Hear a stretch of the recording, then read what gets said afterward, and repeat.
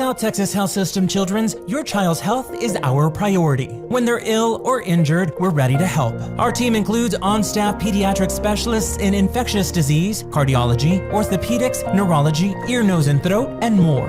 Our round-the-clock care features the Valley's first dedicated children's ER. For more than 15 years, we've offered healing and hope for kids. And we're here for your family now. South Texas Health System Children's, where kids come first.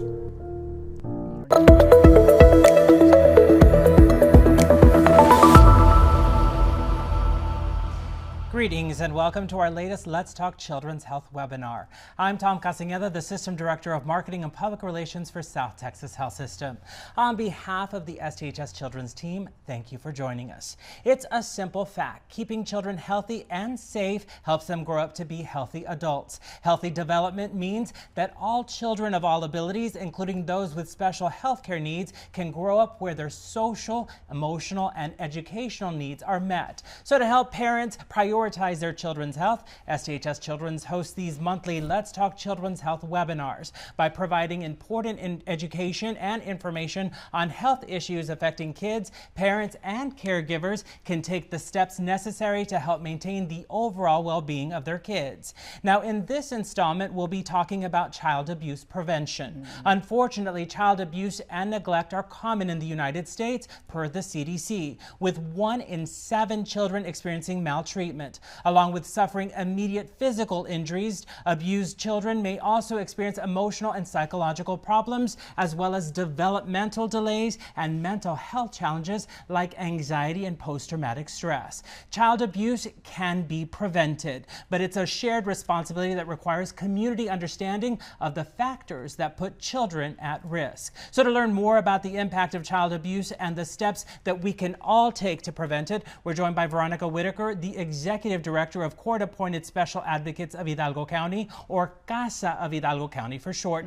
Veronica, thank you so much for joining us. Oh, I'm happy to be here. I'm excited about it. Now, in the last 7 years, you've been at the helm there at CASA. How busy are you guys here in Hidalgo County?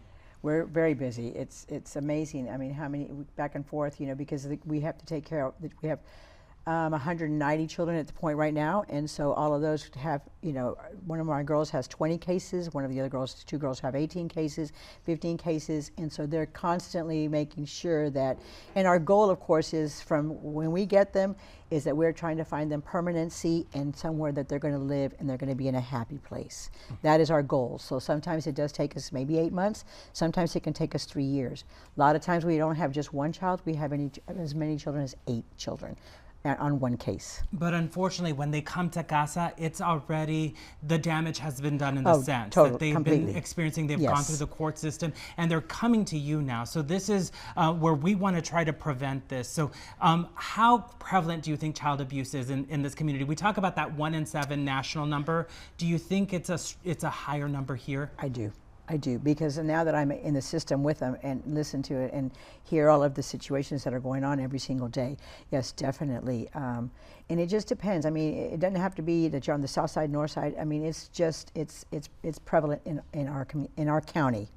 And so we are Casa of Hidalgo County, so we're spread all the way to Weslaco, and then we're spread all the way to Mission and even to Rio Grande City. We can go as far as Rio Grande City, of course, to make sure that we get something going with these children, definitely. Is there a common thread that you seem to notice when you get to these child abuse cases? Is there a common thread that you notice? Well, the children are always sad.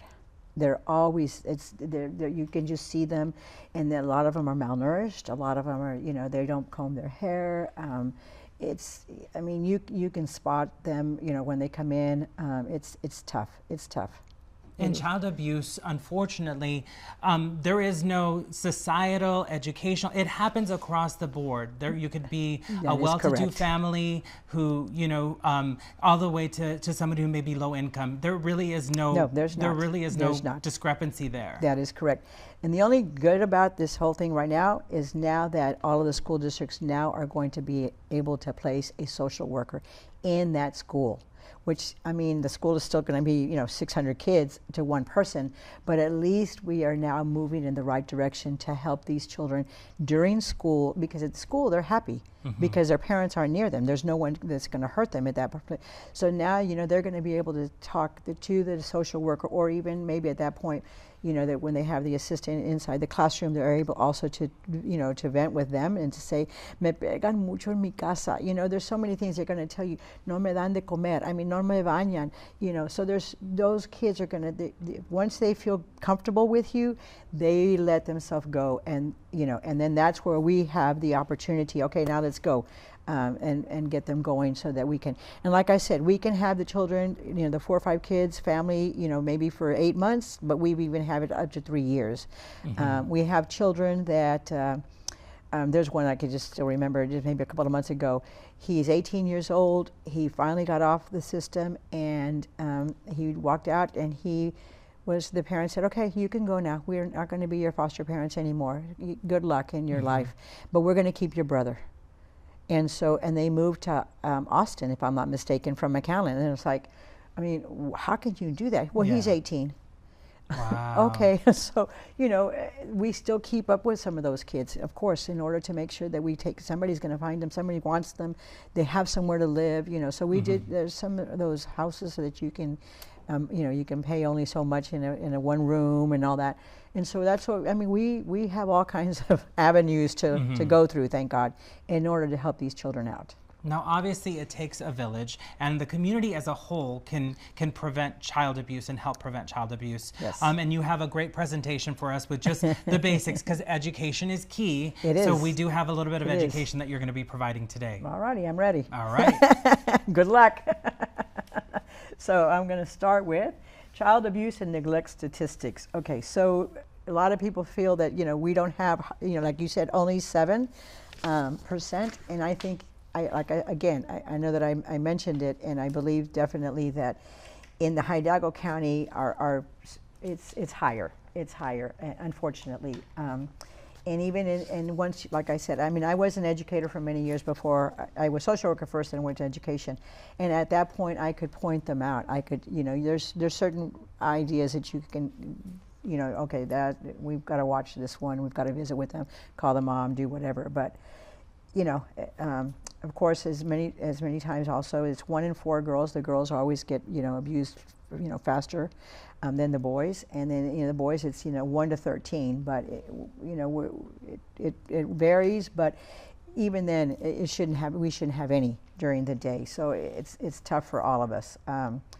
You know, we've got there's a number of 7.5 million just in our, you know, our world. I mean, that's crazy for us to be that high. And again, we have to work with them on a daily basis. We have to work with the teachers. We have to, you know, when you go to HEB just on your own, you'll notice, you know, one little girl, the hair, and you're like, you know, I just wonder, you know. But we keep going. We keep going. You want me to keep going? Yes, of course. All right. Type of child abuse, of course, physical abuse, sexual abuse, emotional abuse. It is out there. And if I were to choose one of the many of the physical, sexual, emotional, I would, in a heartbeat, I would choose physical. It's one of the worst abuses that the kids can receive, and they do, because the mother, they're always fighting with the father, and unfortunately there's two mothers in the same, you know, situation with 3 men. I mean, it's a mess. But yes, the kids they're the ones that get it the most, and it's unfortunate for them, and it's a rough world for them. But I mean, you know, we've had cases, sexual abuse cases, where the father is, you know, already abusing the daughter who's only 5. You know, so they're removed immediately. But no, so we see everything every single day, and we try every day. Okay, we got to move this. We've got to do this. We've got to take care of, you know, and the teachers and the social workers, all of them are very good about giving us information. So that has helped us tremendously. So I'm happy about that part. Emotionally, these kids cry all the time. I mean, I'd be surprised when they have a happy day. Because they don't give them, like we do, you know, a dessert, or, you know, take them to the park, or give them a candy, you know, I mean, you know, all of those things. And those are the good things in our world, you know, sometimes. Or let's sit down and just watch TV, you know, a comic book, whatever. But it's tough. It's tough. They do go to the doctors often, especially when they're now in our care. We do try to turn it all around for them and help out to see if we can, make a difference. So we're now, what affects all of our children? Well, a lot of things affect our children, but if you're talking about short-term effects, it's acting out in a violence and anger, low self-esteem, which most of them do have, and you can tell who's got the low self-esteem because they don't come with their hair comb. They just, hi, it's tough. They have trouble sleeping, of course, for sure. They have very poor social function. They don't want to talk to anybody because they're scared. They're very scared to talk to somebody else because they don't know what's going to happen, if they're going to get hit or they're going to, not fed all day. This is what happens. Long-term effects, of course, the older kids are already on drugs and alcohol because they try to, let it, do something to themselves so that, maybe the drug or the drink will help them, like, oh, now I feel better. Which is not a good thing, and these kids are young when they're already starting with that. They're 13, 14, and it only worsens their world. So, a lot of the kids, of course, though, that when they get home from school, they just go and they hide, by the bed because they know either way they're going to be in trouble, but they were happy somewhat at school, but they knew going home is going to be it's not going to be good. So, it's tough. It's tough. And again, the attitudes about the unhealthy attitudes about the sex. Again, the men, they have no trouble, abusing their children or have sex with their own daughters. It's tough. It's tough. So we have to just keep it going and pump them up again and again. We're very blessed that a lot of these kids are removed from those homes, and that's what's helped us tremendously also. So. It's the inability to trust. You got to trust your family. You've got to trust somebody. So once they get going, things are better. So those are blessings for us. Risk factors for these children. I mean, there's like I mentioned, drugs and abuse. Drugs and alcohol. Mental health. Now, of course, now I think it's more prominent because we talk about it now, and so they are now able to talk to us, and they're able to say, you know what, this is what's going on. So I think mental health is helping because people are now they're letting themselves, speak out because it's helped them. So that helps. That helps. Most of these kids, I know you asked me before we started, what are these kids educationally and these kids monetarily, money-wise. Their education is poor because they're more, they're exhausted by the time they get to school. They're beaten up, they're sad. There's so many different reasons these kids, they just go to school because they're supposed to. And now that I know that there's a social worker at the school, in the schools, it's good. I'm hoping that works the most, A lot of these kids, of course now too, they go to school and they go to public schools, and sometimes they're in the neighborhood where all the kids have more money and they're very well known, and then these kids even go down even further, So and then you don't want them in those other schools because you want them to come back to help them to improve them. So again, it's a game we play and a game that we're just going to keep on going with. So relationships, families. I don't think it's rare that these abused children have any actual relationships with these kids. They want to get out of where they're at, to get a new life. So it's, again, community risk factors. Where are we at? What do we do? How do we help? Those are the factors that when they're in school, they're not paying attention to their work or what they're learning because they're in a mess. They know exactly how to take care of themselves to maybe when I go home this afternoon, well, my buddy's going to give me a pill, and they look for that because they want some type of happiness during the day, and it's tough. It's tough. I mean, so we just have to, keep on going every single day and see what we can do and how we can help and to move on. Symptoms of a child experience abuse. Oh, well, I've told y'all about them about 3 or 4 times, but yes, it is true. These kids, they just go, they're down. They don't want to talk. They don't want to have friends. They're embarrassed of themselves. That you can see that they've got injuries and they don't want to tell you because they don't want to get in trouble that, the mother and the father, that one of them hit them and then the father's going to hit the mother because she hit the child. It's a going situation every single day. They are absent from school. Why? Because they were beat. They were beat, and they don't want anybody to see them, or they haven't eaten, or they're thinner, and it's showing more. It's so it's a hard ball game for them.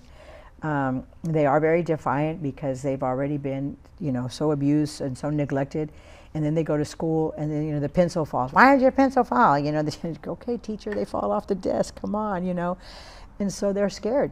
They're scared. They're consistently scared because they don't know what's going to happen to them every single day. So it's, and then these parents, they don't worry about whether they're going to bathe them, brush their teeth, comb their hair.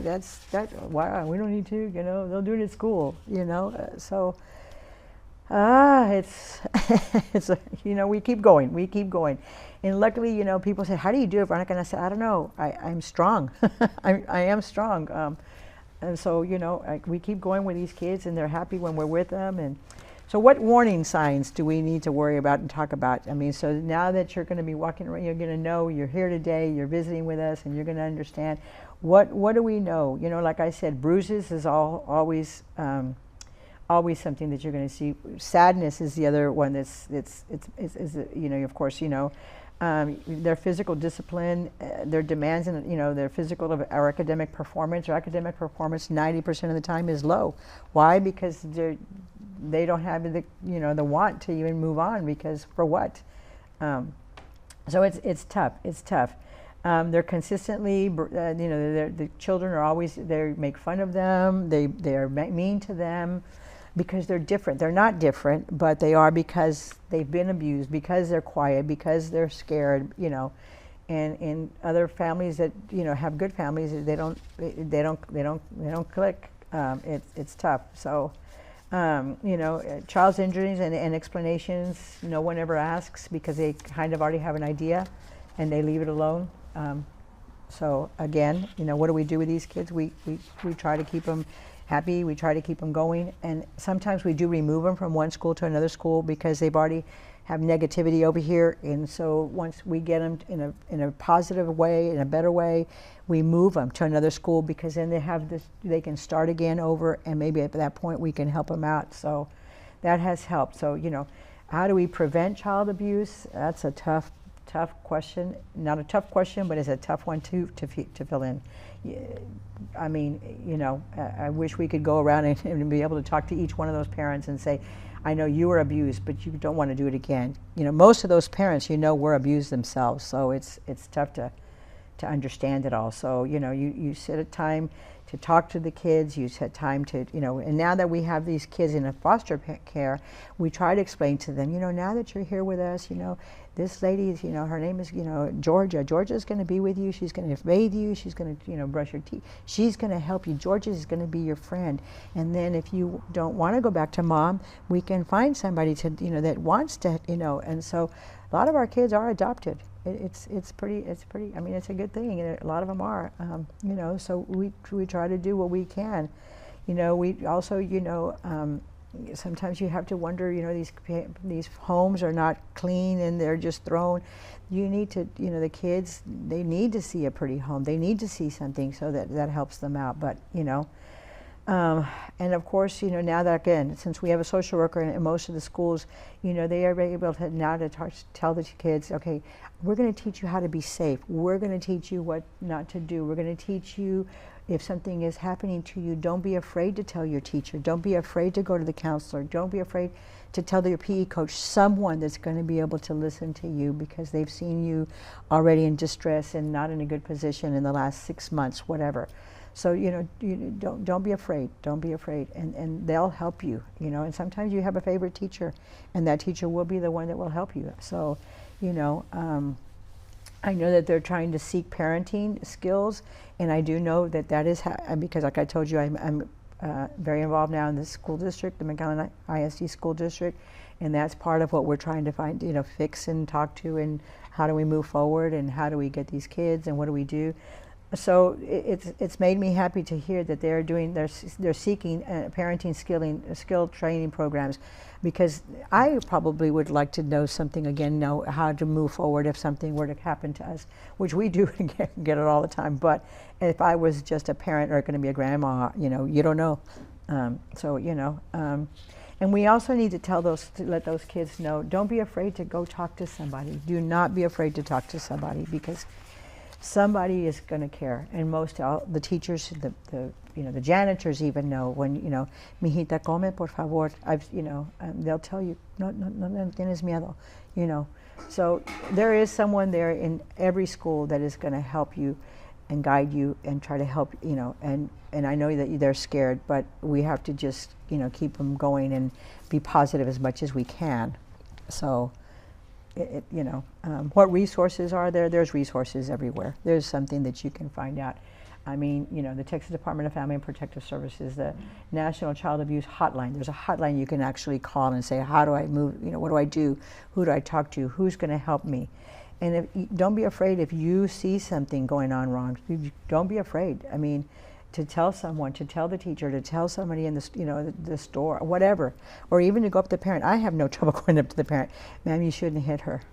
And who are you? And I said, nobody. I said, but she's your baby. She's your child, and you need to be, And I said, if you want to hit me, hit me. And I said, but not your kids. They don't deserve it. So it's, we just have to keep on going in the right direction and understanding and making a difference with these kids and with the schools, and they're the ones that have them the most. So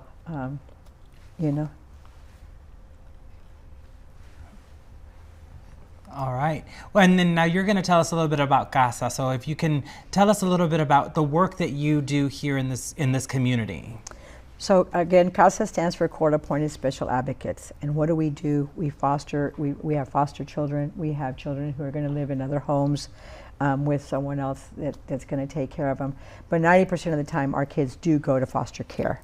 Once they're in foster care, then we take care of the children, and we are their advocate, and we are the ones who are going to help them to figure out what route they're going to take. We go visit the psychiatrist, we visit the school, we visit the doctor, we visit their home, to see what their home was like. And then we go with them once they're going to be into to be taken care of somewhere else with someone else, the foster parent or whatever. We also go and visit with them and talk to them and say, exactly how are you going to treat this child? How many kids are you going to have? What are you going to do? Where are we going? And again, of course, they're removed from their homes and put in foster care. And most of the time, we try to move them to a different area. If they're from McAllen, we take them to Edinburgh. If they're from Edinburgh, we take them to Westlaco. So we have all of Hidalgo County, and we try to move them away from where they've been in order to be able to change their world, to make difference with their kids. And then of course, if their parents want to see them, then they have to schedule something, and then they go to the courthouse most of the time with the kids. And a lot of times, of course, when we're also going through their cases, they can come in to the court that day, but we of course have to be there and have everything in place so that they can't take the kid from there. They can visit with them, and so those are a lot of the things that we do. And of course, when they do go to court, also because they're going to be removed, then our advocate is the most important person. So it's a person just like yourself that says, you know what, I don't have anything after work. I don't do anything. I would like to get involved in my community. And so at that point, that's when we say, you know what, we'll go ahead and join CASA. And it's not like you work with them after your work hours, of course. And most of the kids know that they're going to be there. Somebody's going to pick them up, or we take them to Burger King, or you take them anywhere, just to visit with them and talk to them, and to become their friend, so that at that point they will start to talk to you and start to tell you what's going on and what they need and what they feel. And so once we get that relationship going, then we can move forward. And so all of these kids start with CPS. Mm-hmm. Okay, so once they're with CPS, most of the time they'll say, okay, are you going to put a CASA? And the judge says, you better put a CASA. So the judges know us very well. They know the program very well. It has worked very, very well. And so they always, every time one comes in from CPS, I said, okay, please add them to CASA. And we're very blessed to be in that position, where they know that that we're going to only go one step further. Because CPS, of course, they've got so many kids too, sometimes they can't keep up. But now that they've got CASA behind them. So there are 74 CASAs in the state of Texas alone. And then, of course, we belong to a national CASA also. There's a national CASA in Seattle. And so we do go there once a year to visit with them, and how do we move forward? What do we have to do? What are we missing?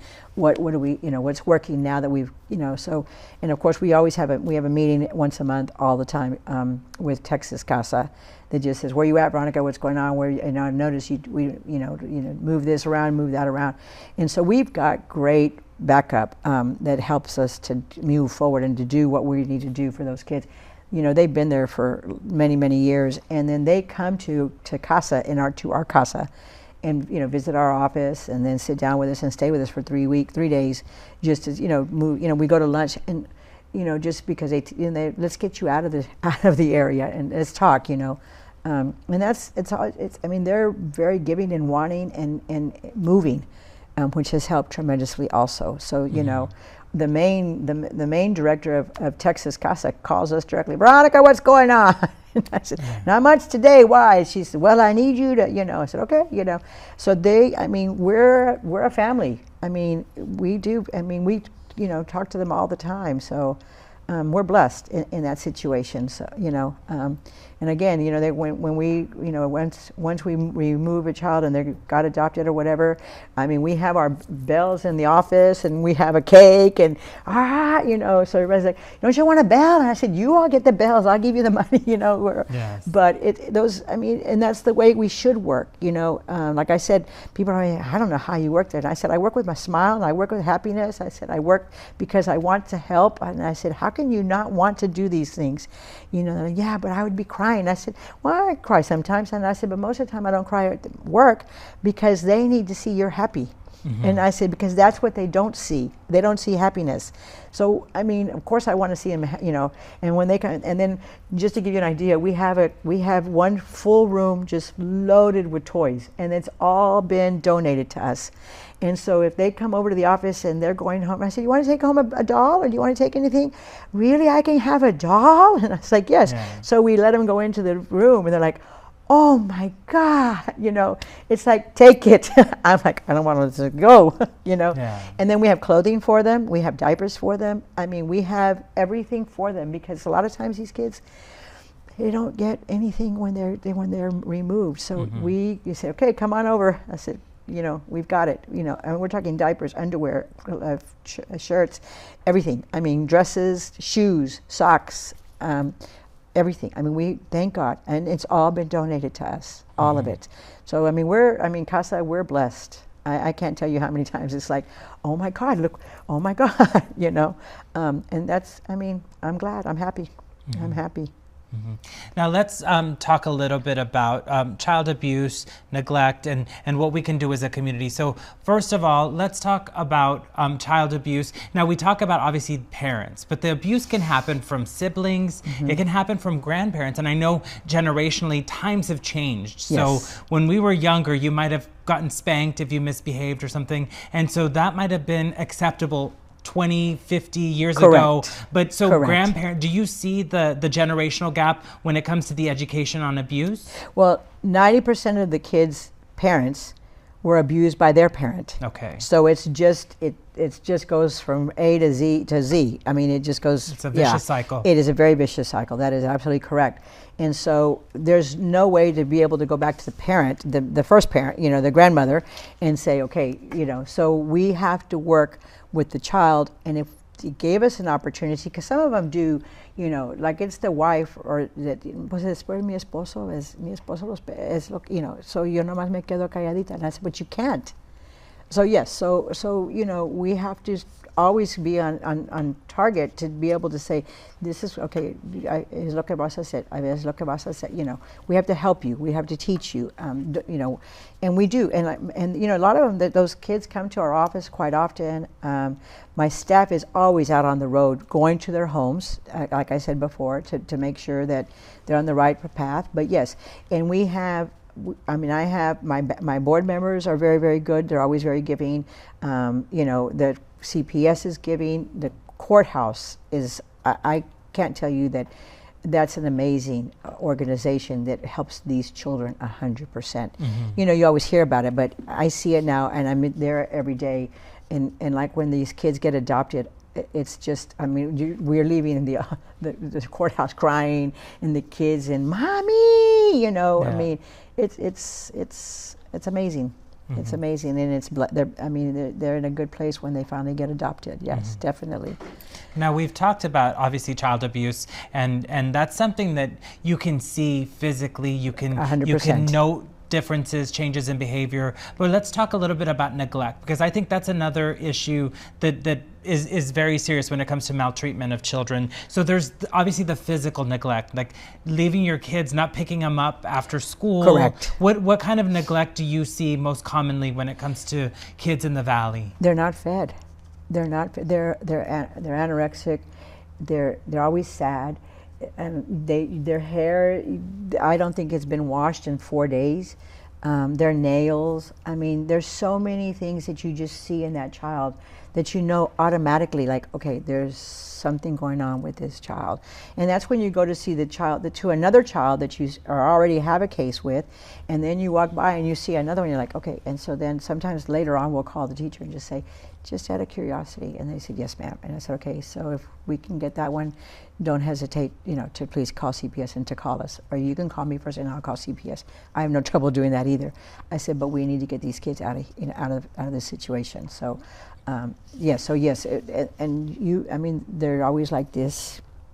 You always see them like this, you know, and you can, I mean, I can spot them, of course, because now I'm used to seeing them, but I think the teachers do too. The teachers do too. So, and they do try very hard to talk to the parents, and, you know, like I said, one mother is dropping off 3 different, you know, sets of kids from, you know, the other mother and the second mother, and the, you know, I mean, which is rough too. So we keep moving. Yeah, so you obviously have that physical neglect, we have medical neglect, supervisory neglect or inadequate supervision, educational neglect, emotional neglect, and then there's environmental neglect. So all of that neglect, what should we do if we notice a child is being neglected?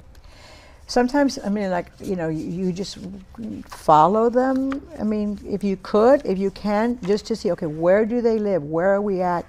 Because then you have an idea. Okay, oh, they live in the, you know, in this area. Okay, and then you can just kind of drive by and you'll see. Whoa, okay, now I understand. You know, like I said, you know, there's too many kids in that one house with, you know, like I told you. Sometimes it's 3 mothers, you know, but one mother's only there. But they, you know, all that, the man's, they're all there.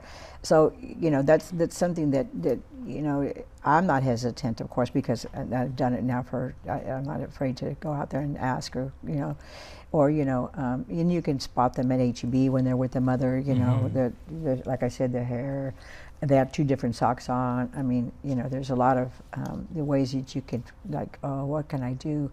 And if you do call, you can call CPS anytime, 24 hours a day, 7 days a week, and you can leave a message. They'll give you a message where you can call and give information, and they'll call you back. And it's important to, it's about being observant and paying Correct. attention, and if you can notice a vehicle that they were driving, if you can get a license plate number, Right. if there's any information, because you want to try to identify as much as possible to Correct. try to offer that help. Correct.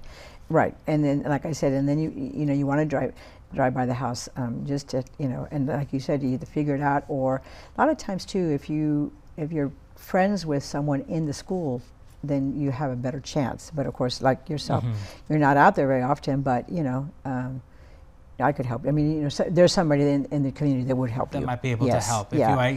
but Right. look for those identifiers. Like Right. if there's something, if you notice there's a school T-shirt or if Yes.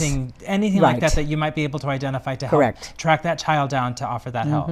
Now, I know intervention can be tricky. You are comfortable with it. You've been doing this for a long time. Yes. You're comfortable talking to somebody and say, hey, that's unacceptable Right. behavior. But what advice do you have for someone like me who may not be as comfortable? What advice do you have to approach that situation if we were to witness child abuse? Well, at that point, you would just say, "Oh, you know, I saw that little girl, and I was kind of, I didn't realize she had a bruise, and it's really, you know, I mean, you just yourself. Do you know how that happens? I mean, I don't know, because I don't have kids, or, you know, there's ways that you can, you know. I was just asking because maybe I could talk to someone, or to take, you know, if I see her mom, I can say maybe she needs to go to a doctor. You know, those are the ways that you kind of, you know, not being anybody, you know, like, myself, but just, that's the way. Mijita, you okay? Is mommy okay with you? I mean, sometimes and they're like, oh, no, I'm not going to hurt you. I'm not going to touch you. I just wanted to just see if you're okay, because they're like this. They freeze. Mm-hmm. They freeze because they're so afraid. But, you can just say, no, I'm not going to, Mijita, I just wanted if you're okay. And then, no. I mean, some will just flat out tell you, and some Mm-hmm. of them, yes, because they're still scared. Yeah. They're still scared. So it's tough. Mm-hmm. It's tough, but Now, here are some tips from the National Child Abuse Prevention Organization when it comes to intervening, and you can expand on these. So, show empathy for the parent. There's no need to be judgmental or offensive. Correct. So, if you can handle it and keep it so that it doesn't sort of blow up Right. into something more serious. So, Correct. showing a little bit of empathy, but addressing it. right.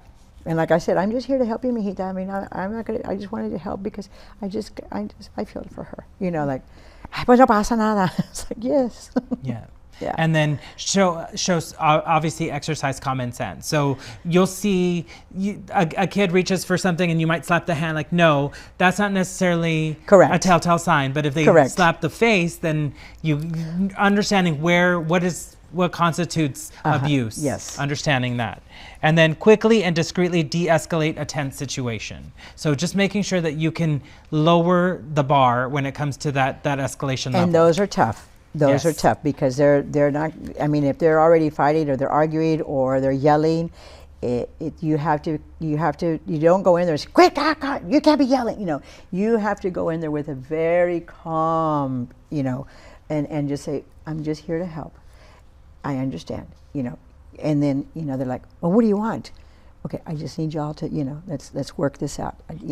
You can't go in there and say, what do you do? Get away, what do you do? Because it's only going to escalate. But you have to be the calmer, and then I'm not leaving. I'm just going to wait for you. I have nothing else to do, but we'll work on it, But yeah, it's someday, yeah. And then be ready in emergencies. So obviously just making sure that we're paying attention, that if we're in a store, that we have a manager's attention, like, hey, Correct. I'm gonna bring up some, or talk to the manager. If you don't feel comfortable, have the manager just kind of broach something, but making sure that everyone is aware so that we keep it a safe space. And that is true. I mean, that's why I remember I told you at the beginning, a lot of times these kids, and you can spot them because, like I tell you, their hair, and then when they're with their mom, they're walking. A lot of them just walk like this, and you can first of all tell just because they're so thin. Mm-hmm. You can tell because their hair is not combed. You can tell because they've got two different socks, or their tennis shoes. They have their tennis shoes have holes. We see so many kids with holes, or that you can tell that they don't even fit them anymore. Because they're, there's lots of signs, and you just have to get used to them, or you're going to start thinking, oh my God, yeah, you were right, So, but I don't think it'll ever end, but I would just like to see it less than what we have today, for sure. Now, training and treatment for children and families can reduce short and long-term effects of child abuse and neglect. What does treatment look like? How important is it to make sure that you address the abuse that the child received and get them the mental health, and not just the medical help, but also the mental health help that they need? Correct, and that's why I've said it from the beginning. That's why I'm very happy and glad that now we have social workers in the schools. And I'm sure we're nowhere near, of course, have a social worker in every school, but we're getting there, slowly. But that is the first thing that's going to help. And of course, there's counselors in that school, and even their own teacher. Sometimes, of course, maybe your teacher might be a first-year teacher. So we probably need to now in our schools implement some type of training before they even start being a teacher. Even during the college, somewhere along the line, we have got it. Okay, now this is what we're seeing more often. This is what we want to improve. This is how we want to move forward with these children. This is what's needed. And that's where we need to, like I said, if they're going to go to teaching, then okay, we need to help them.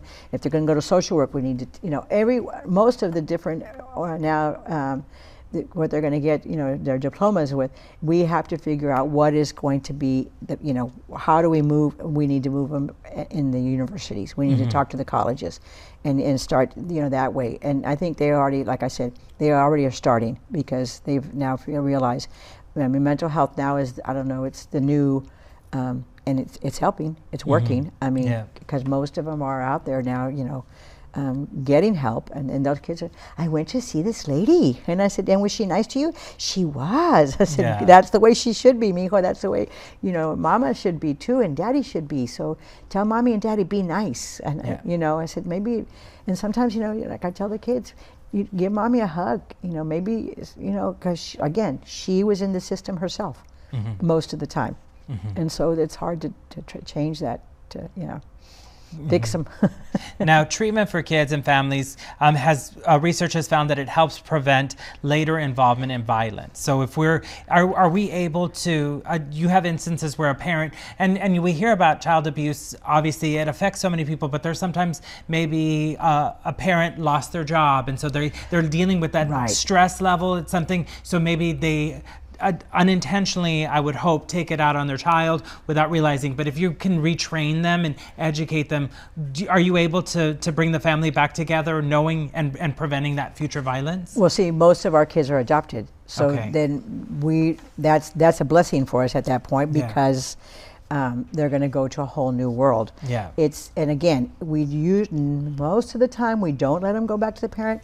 We will allow them to go to an aunt or to a grandma, because then at that point, once we have the idea, or they keep saying that that's what they want, then that's when we go also again to the parents, the grandparents' home, or the next door neighbor. Sometimes we even get not next door neighbors. We don't do too often because they're just going to say, you know. So we try to keep distance, and we also just to see that we can help the child to move forward. But like I said, it can be a grandma, an aunt, sometimes the neighbors, but we don't really like, okay, that's the best place to go. No.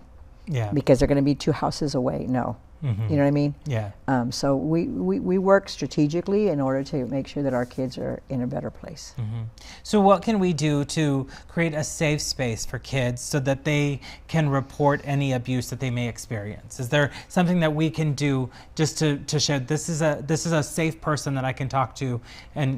Well, usually they should be able to find someone in their own school. Like I said, the counselor, the lady who's the cook, sometimes you know, the janitor. The janitors have always been the sweetest in your schools, but someone that they feel comfortable with, you know, that they like, the janitor. Qué bonita estás, you know. I mean, so you know right there off the bat, you know, she might turn around, you know, and the janitor might talk to her again the next day and the next day. At that point, she has somebody. So, you know, the schools, I don't think that they're not strict about, you know, okay, you know, you can't talk to anybody, you can't talk to anybody in the 3rd grade, you can't talk to, but, you know, because those teachers, I mean, most school teachers, I'm going to be honest with you too, want to be with the children. That is their passion, I mean, I taught for 18 years, so, you know, I love being a teacher. And so, you know, those are the kids then that's what they need is a loving teacher, you know, and those that, you know, like you said the one who's lost her job, I get it, because now the husband's going to be very upset because now he's the only one who's going to be making that money for right now, and you know, but it wasn't her fault. I mean, you know, they're going to move people out, you know. What was it, 1,000 just not too long ago? It's like, okay, what are those people going to do now, you know? And you just have to hold on. And of course, those people, you can't even ask them to save money because they're not making enough money to even save any money. So that when they are out of a job, I mean, it's tough. It is tough. Did you see an increase in child abuse cases post-COVID? With people that were home, we were on lockdown. It was a definite stressful situation. When I started at Casa, we had 686 kids. Wow. Yeah, and so, and not only, okay, so it's come down, and right now we're down to 400 and something kids in Hidalgo County, more or less 450, 460. So yes, it has reduced, but we can't take on that many kids because Abbott decided that we can only go this far. And so I just tell him, I said, I don't like you. It's like, I know you don't. I said, okay, I have a reason. And it's funny because when I started at Casa, he chose 10 Casas out of the state of Texas, and we have 74. And I was one of them, and he took us to his home, and he kept us there for a whole day with him and his wife. and we went to, we had meetings, and and then he gave us a chunk of money, and I was like, I wonder if I got on purpose. God put me in this place. So then now I can just no, I'm not happy with you, and then he's going to be with us again for another. Yes. Yes. Well, I know changes. Yes. That's where the politics of it. Exactly. That's the part we don't need to worry about. I need to worry about my kids, my CASA kids. So yeah. Now let's talk a little bit about some tips for preventing child abuse. So things that we can do as a community, as individuals within the community, not necessarily parents, but you can be a parent, but for other kids. So volunteering your time, getting involved with other parent groups in the community, and helping vulnerable kids and their families start a play group, things like that. So that's a good way. Just get involved in your community. That's right, and especially within your school. Because again, those kids, the ones who are being abused and everything else, they're very embarrassed to even go to school because they don't want anybody to see anything. They don't want anybody to notice it. So, that's where we need to, we need to tell the kids in the classrooms, you know what, can you just say hello to one little boy different today? Can you say hello to, because, and teach them, everybody, we're all in the same boat. We're all, let's visit with each other. Let's make friends. Let's, so that, if Charlie's not here tomorrow, then you're going to be able to talk to Tom, oh, okay, good idea, Yeah. Just so, of course I'm saying, no. Yeah, of course. Yeah. Now, no, but we like you. Yeah. Now, discipline your children thoughtfully. So I think that is a really hard one because I know we're supposed to count to 10 when we're upset. Yes. Count to 10 before you say something that you may regret, but it's very similar. So always be thoughtful with the discipline. So correct. What advice do you have as a parent yourself for when it comes to discipline? So, you always hear the mother screaming, and that, again, it doesn't work. So even myself, I learned many, many years ago when I had my kids, I guess, and not to yell. Mijito, let's sit down. I don't want to. I said, I know, mijito, but just hold on. Talk to him. Don't scream at him. Mm-hmm. And that does help a lot. Because why do you want somebody screaming at you? You want to sit next to him, or somebody who spanks you? No, so you have to. It's tough. I mean, I'm not going to tell you it's easy as a mom and myself, or or being a teacher, and and then again, when you see these kids coming into the classroom, and some of them they're not, where it's been, and sometimes I just say, give your daughter a hug. And when they're leaving the school, you have to say goodbye to all the teachers and to the kids by the parent, and give your child a hug. So yeah. They can be stressful, but you gotta do your part. And then and you touched on it. So examine your behavior. So not just physical. There's the words and the actions can inflict deep and lasting wounds. That is right. Making sure that you examine your own behavior as a parent, what you're saying to your kids, what you're doing. I know we have tiger moms, they say. Things like that. But those behaviors can have a lasting impact too. Well, yes, very much so. And they're angry with, well, Mom, you always scream at me, you know what I mean? And you don't want to hear that from anybody, of course, and neither do they. Mm-hmm. And again, like I tell you, these kids, the grandmother was that way, then the daughter was that way, and then but if they stopped, and my son has been, he's got a 2-year-old, and I'm like, wow. And he goes, yes, mother, but the same thing, mijito, there's loving ways to get what you want to work. Mm-hmm. It's not easy sometimes. You're just like, yeah. Yeah. So, like when they break everything. Yes. Now teach your kids their rights. When children are taught that they are special and have the right to be safe, they are less likely to think about abuse as their fault and more likely to report an offender. Correct. So making sure that your kids know this is unacceptable behavior, and that way they know they're valued, appreciated, and And most of them are there, and even then, sometimes the foster parent, sometimes we have to, remember. I said, I know, I've got 7 kids here, right? I said, okay, if you need us to remove one, let us know. We'll help you out. You know, but I know, but we appreciate what you do, and we're thankful for what you do. You know, I know. Okay, I'm gonna. Yeah. But I mean, they've got them all the time. Yeah.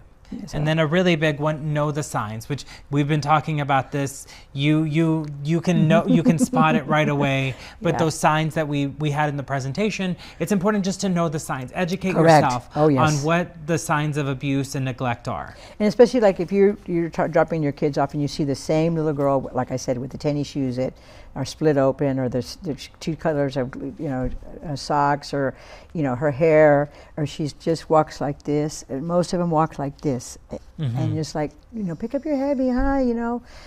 So there's so many different ways. Yes, you're absolutely correct, and we just have to be on it all the time and aware to help. To help. And the other one, which it's self-explanatory, but report abuse. I think that's something where you may see something that doesn't look right, but you kind of keep passing. You're in a hurry. We're always in such a hurry. You're walking through the grocery store. You may see something, and you just keep walking. But report it if you see something suspicious. And CPS has a direct line. They have you call CPS and say, "May I have the line, please, so I can report." And it's a direct sign, and then they'll get you started right off the bat from that. Yes, and actually I did one just 2 days ago. So I called her and I said, "Can I talk to you, Ms. Ronica? You have to be like everybody else." I said, "I'm gonna fine." Yeah. You know. So yeah, you have to do it. Yeah. Now, prevention begins at home. So how important is it for us to reevaluate our own parenting skills and see, are we doing the best for our children? Are we role models for our kids, the behaviors that we need? How important is that? It's the most important piece. It's the most important piece, and that's why, because if they see you, you know, you get spanked, they're gonna, I'm gonna spank you, you know. And kids, and you know, 18-year-olds now they'll hit their brother because, get out of my room, you know, because that's what they saw. So, you know, monkey see, monkey do, but it's very true. And so you want to, again, like I said, you know, you sit down, mijo, we need to talk. Why? You know, because Mijo, you didn't, you know, I'm sorry, we have to talk about what happened this afternoon, but we're going to fix it so we can keep going. Yeah. You know, you always have to be in a very positive, and then sometimes like, oh, okay, mother, you know, but. Well, especially in their teen years, you can definitely get those, but being a nurturing parent is really important. It is very important because no matter how when you're speaking with them, teaching them, you know, feeding them, it's with care. And that's what they're looking for, you know. Especially these that have already been, you know, been in this situation already. They need it more than we, you know, than the others. But you know, that's how you want to raise your kids. You know, loving. Yeah. We spend so much time in school getting education. We learn English, math, all of these skills. How important is it for us to learn parenting skills? And are there any resources here? That's the one thing you're not really trained to how to be a parent. That is correct. That is correct. You're right. And so, and now, like I said, now we're already bringing in social workers into, so maybe that's going to lead us in a better, you know, situation. And you know, but they do try, the teachers, they do try as much as they can. Don't, mijito, put that down. Mijito, that's not a good idea.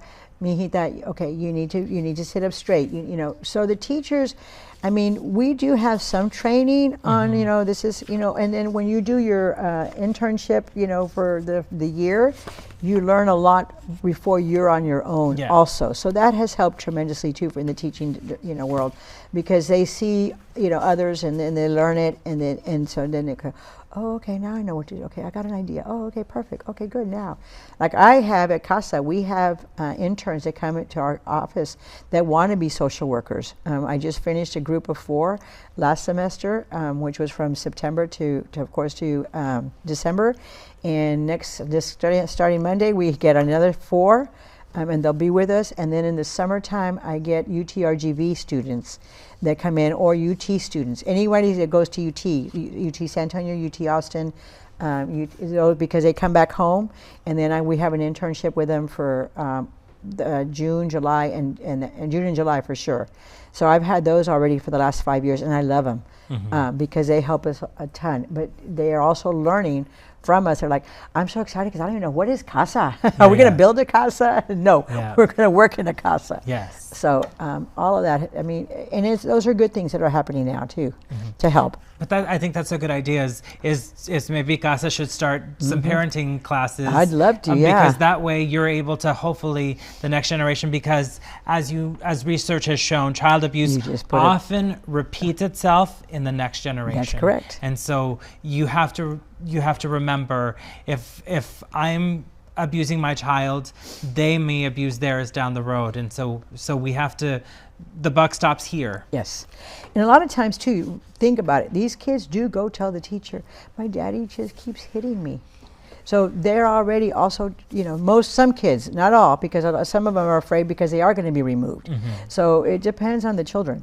Do they want to still live in that environment? Some do, because that's their mom or that's their dad.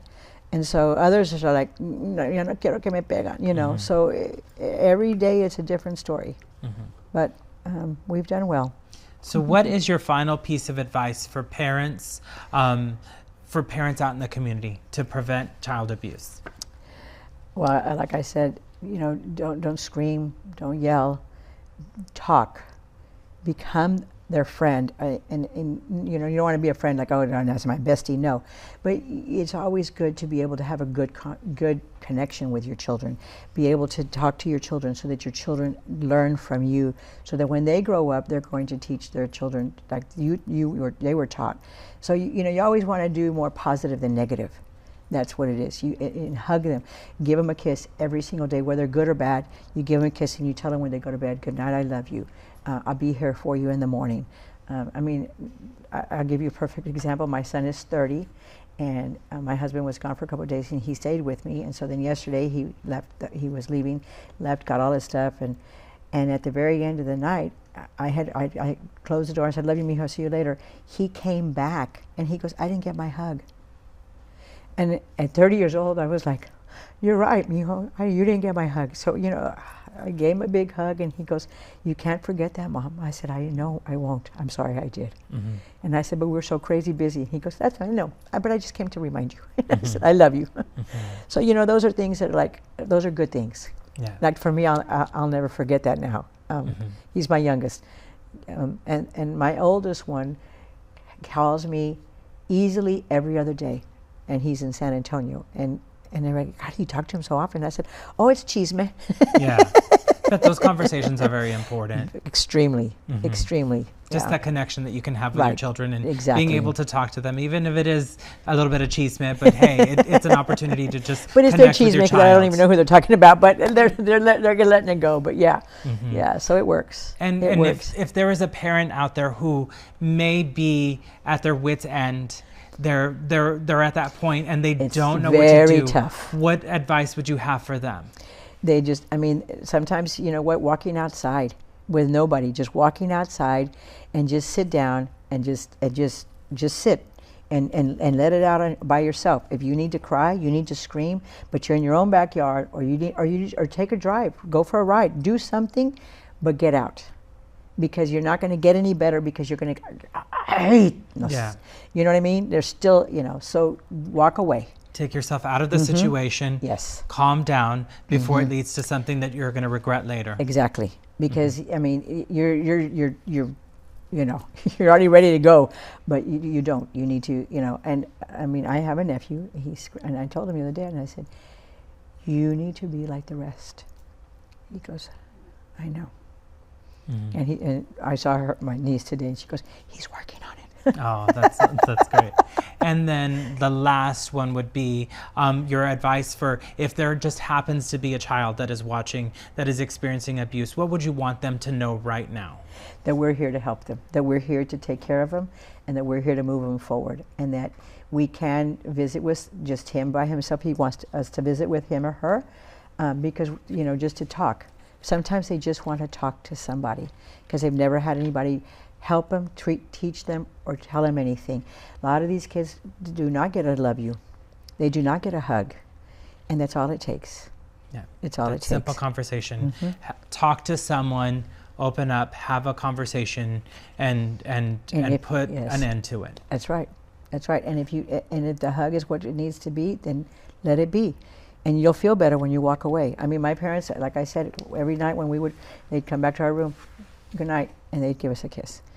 And I guess that's where I get it from now. So, you know. Oh, wow. In my family, I can't without, you didn't give me a kiss. I didn't, before a trip, I didn't pray for you. Exactly. All of the things. So I'm very used to it. Right. So I can completely understand. But well, thank you, Veronica. We No, really appreciate your time. thank you for even inviting me. This That has was been sweet. amazing and all very important information that I think the community will benefit from. I hope so. And anytime that if y'all are interested in calling CASA, do not hesitate. It's 956-381-0346.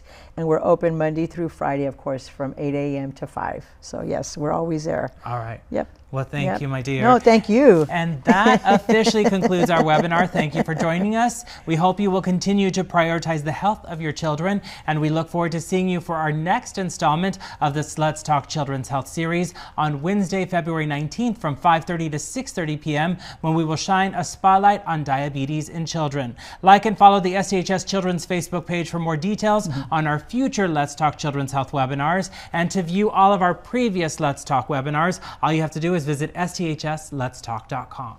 Until our next installment, stay healthy, stay safe, and please continue to prioritize your health and the health of your children.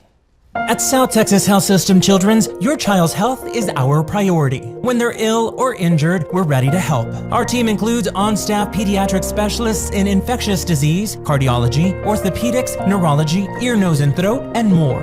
Our round-the-clock care features the Valley's first dedicated children's ER. For more than 15 years, we've offered healing and hope for kids. And we're here for your family now. South Texas Health System Children's. Where kids come first.